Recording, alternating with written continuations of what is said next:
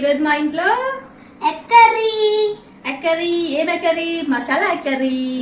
Masala egg curry కదా. So masala egg curry చేసుకుందాం. ఎలా చేసుకుందాం ఏంటో ఒకసారి చూసేద్దాం రండి. ఎగ్స్ ని బాయిల్ చేసుకోవాలండి. బాయిల్ చేసుకున్న ఎగ్స్ ని ఒక బాండీ తీసుకొని అందులోనే కొంచెం 3 స్పూన్స్ ఆయిల్ వేసుకొని పసుపు కారం వేసుకొని ఒక చాక్ తీసుకొని గంటలు పెట్టుకోవాలండి ఎగ్స్ కి. ఆ గంటలు పెట్టుకునే ఎగ్స్ ని ఈ బాండీలోకి వేసేసుకొని లైట్ బ్రౌనిష్ కలర్ వచ్చినంత వరకు ఫ్రై చేసుకోవాలి. అలా ఫ్రై అయిపోగానే పక్కకు తీసేసుకొని అందులోనే జీలకర్ర ఆవాలు వేసుకోవాలి. ఆ జీలకర్ర ఆవాలు వేగిన తర్వాత పచ్చిమిర్చి ఒక 4 వేసుకోవాలి. అందులో ఒక కరివేపాకు కొంచెం కొత్తిమీర వేసుకొని అవి కూడా ఫ్రై అవనివ్వాలి. ఫ్రై అయిన తర్వాత నేను 2 ఉల్లిపాయలు వేసుకుంటున్నానండి. ఎందుకంటే మా ఇంట్లో ముగ్గురమే ఉన్నాం కాబట్టి మేము కొంచెమే చేసుకుంటున్నాము.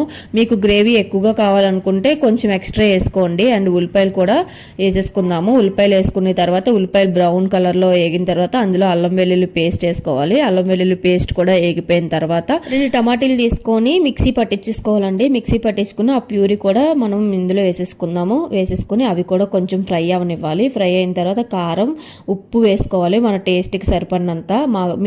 మేమైతే కారం కొంచెం ఎక్కువే తింటామండి. నేను కొంచెం కారం ఎక్కువ వేసుకున్నాను. మీరు మీ టేస్ట్కి సరిపడినంత వేసుకోండి. ఇందాక ఫ్రై చేసుకునే ఎగ్స్ కూడా వేసేసుకుందాము.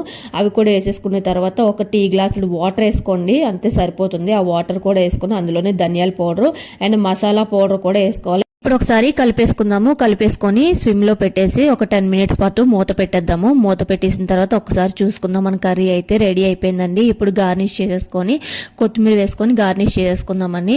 ఇప్పుడైతే కర్రీ రెడీ అయిపోయింది. చాలా బ్యూటిఫుల్ ఎమ్మీగా ఉంది కదా కర్రీ అయితే. మీకు కూడా తినాలనిపిస్తే రెసిపీ చూసేసుకొని ట్రై చేసేయండి.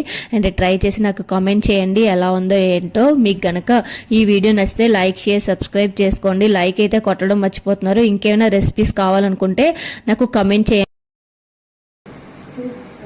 మీరు కూడా ట్రై చేయండి.